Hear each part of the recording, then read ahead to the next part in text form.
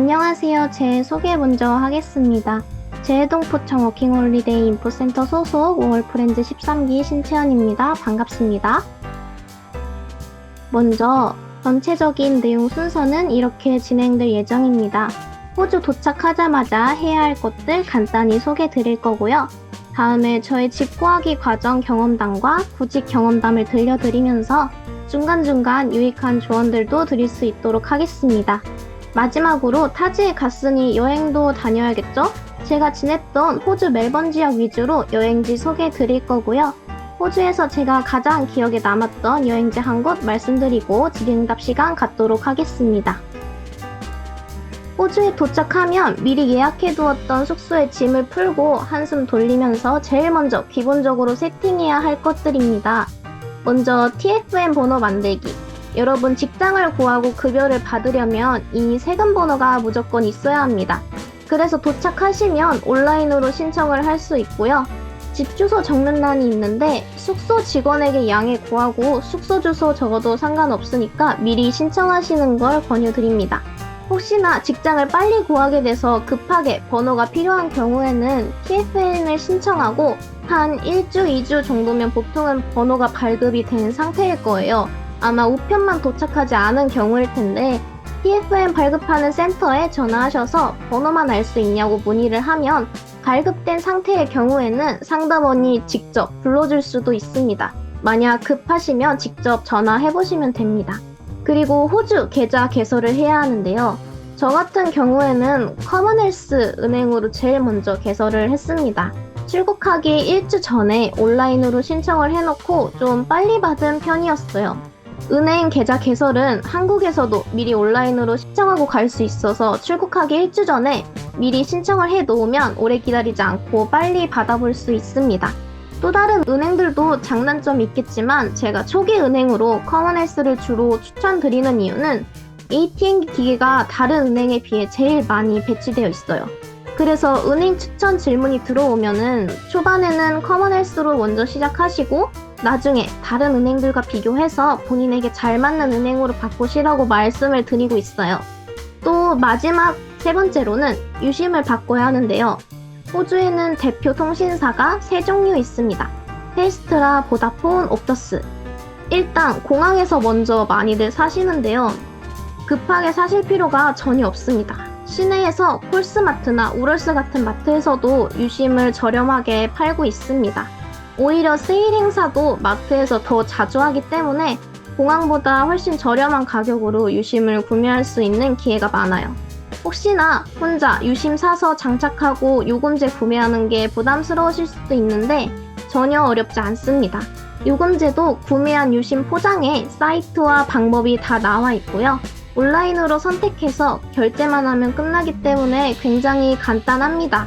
만약에 문제가 생기면 근처 JB 하이파이 가게나 통신사 가게 들어가서 도와달라고 요청하면 다들 친절하게 봐주시니까 너무 걱정 안 하셔도 됩니다.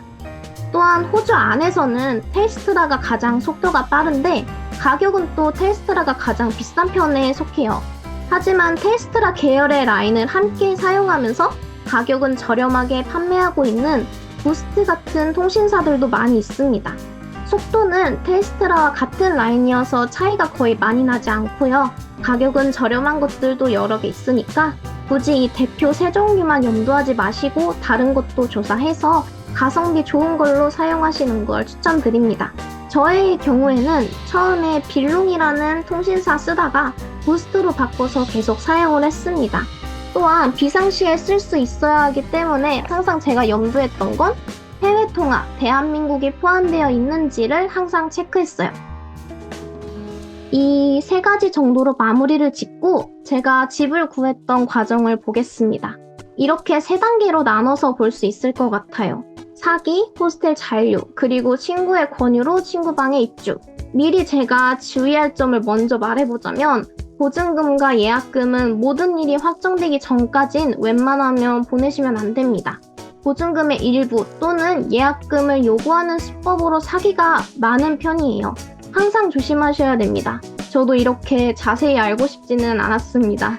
저는 이 이야기를 여러 사람들이 해주어서 대충 알고 있었음에도 불구하고 정말 그럴듯한 말에 넘어가서 보내게 되었어요.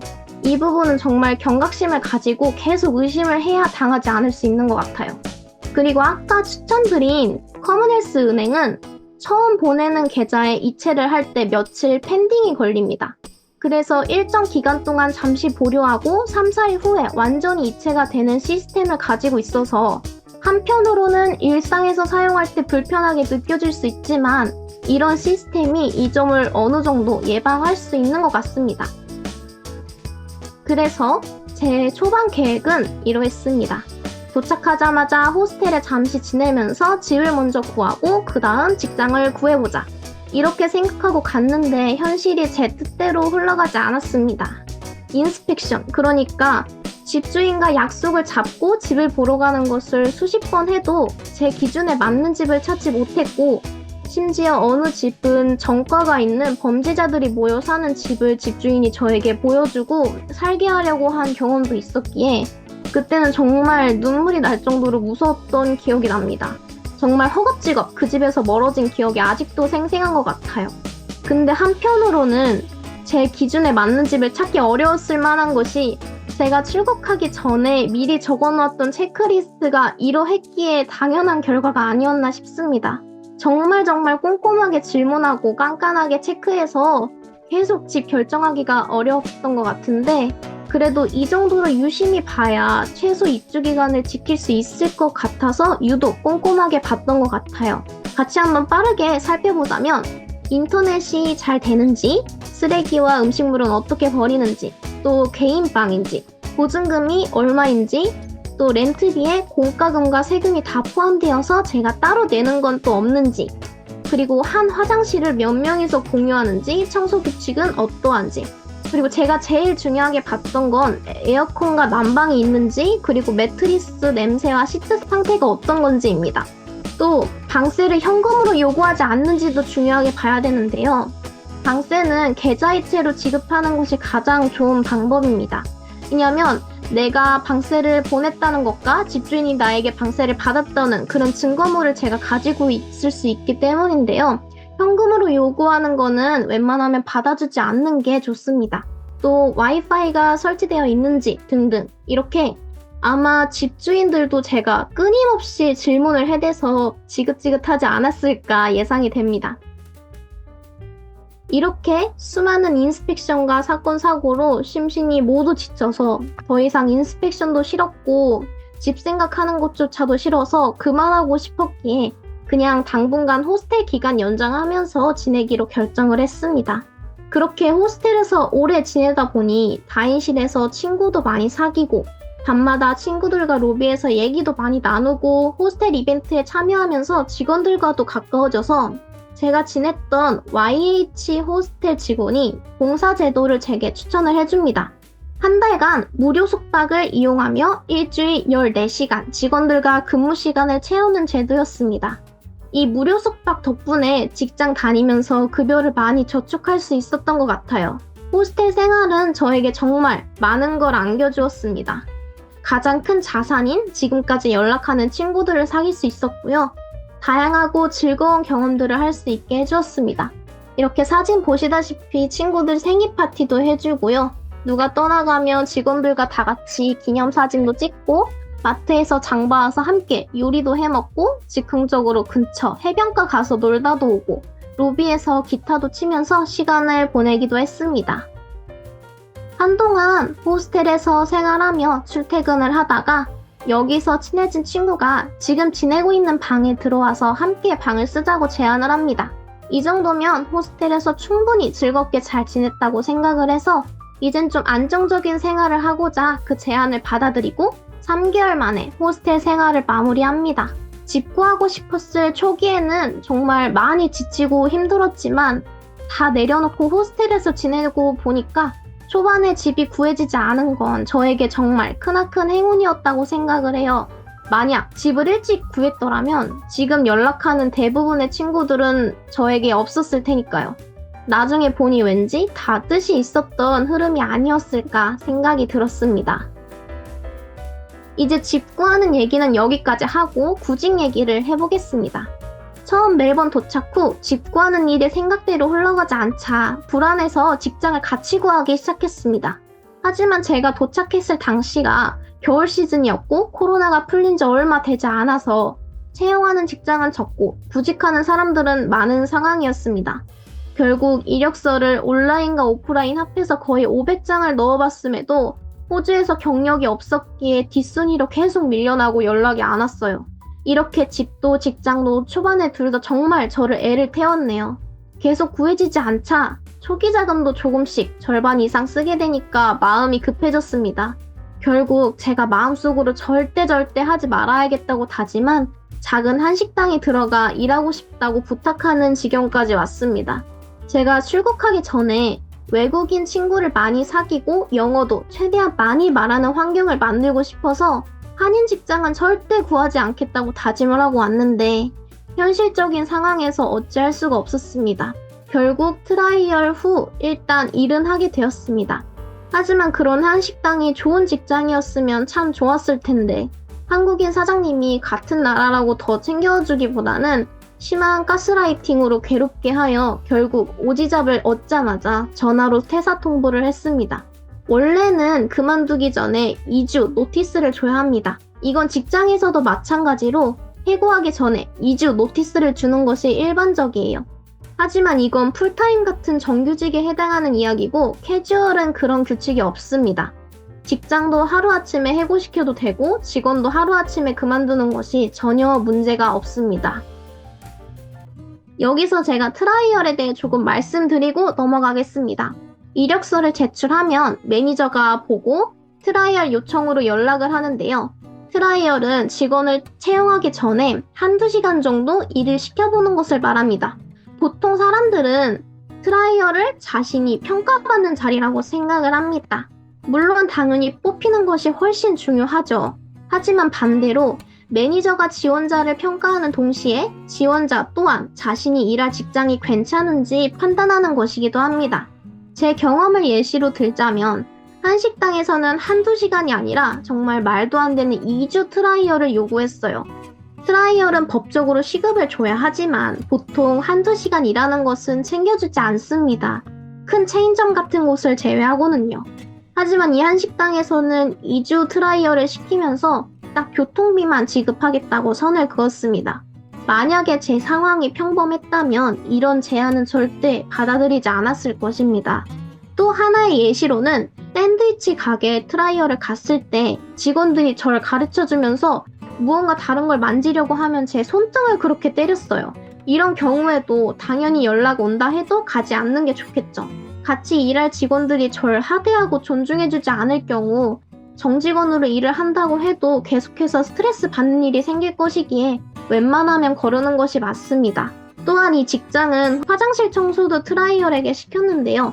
당연히 직장 화장실은 직원들이 청소하는 것이 보통이지만 여기서 중요한 것은 여직원에게 남자 화장실까지 맡기거나 남직원에게 여자 화장실까지 맡기는 직장은 저는 웬만해서는 걸렀습니다. 괜찮은 직장들은 화장실 체크를 시킬 때 남녀 한 명씩 맡아서 하라고 부탁을 합니다.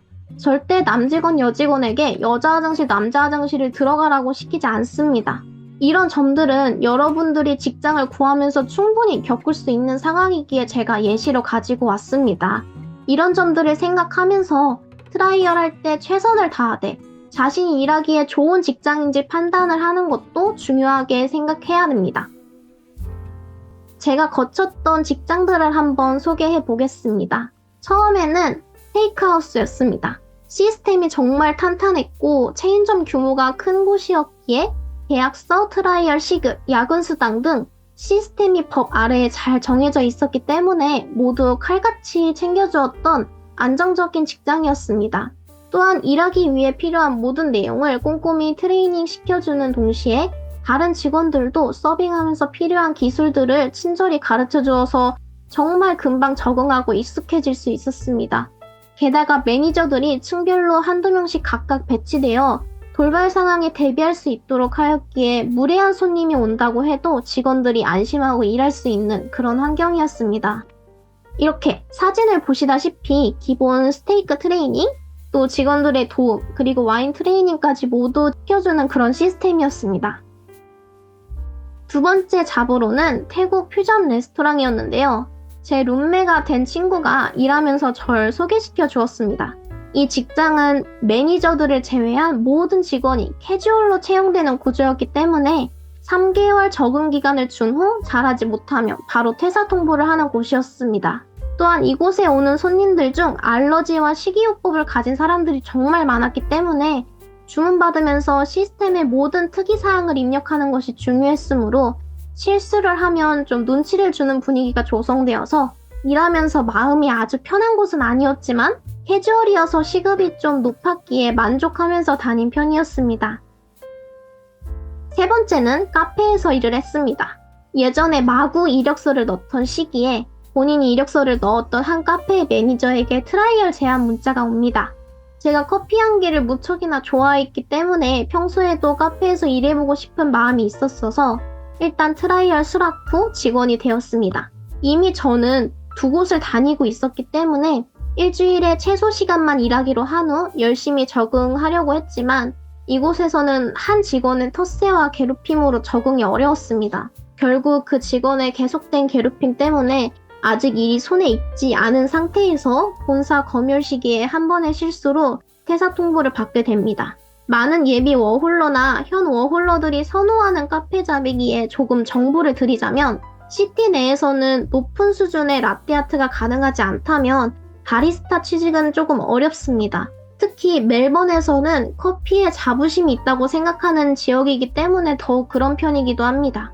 하지만 시티에서 20분 정도 떨어진 곳에서는 그냥 기본 커피만 만들 줄 알아도 취직이 가능합니다.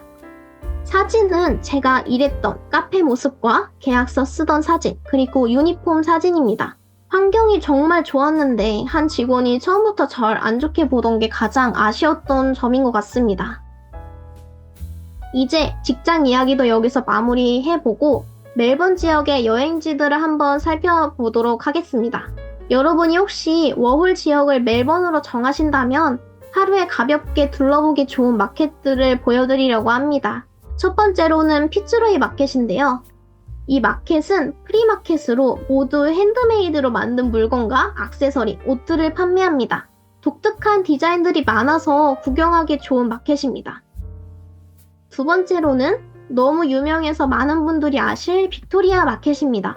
수요일마다 열리는 야시장이 정말 유명한데요. 또 그럴 만한 것이 다양한 나라의 음식을 파는 푸드트럭이 정말 큰 구역을 다 차지하고 늘어서 있고요. 야채, 간식, 옷, 다양한 물건들을 파는 동시에 신나는 공연들도 하기 때문에 야간에 시간 보내면서 놀기 좋은 곳이기도 합니다. 멜번에서 하나 소개시켜드릴 여행지로는 그레이트 오션 로드인데요. 저는 여기를 1일 투어로 갔다 왔습니다. 혹시 친구를 사귀신다면 다 같이 차를 렌트해서 갔다 와도 좋은 추억이 될 만한 장소입니다. 정말 탁 트인 장관이 펼쳐지면서 바다를 바라보며 멍만 때려도 기분 좋은 곳으로 기억이 남는 것 같습니다.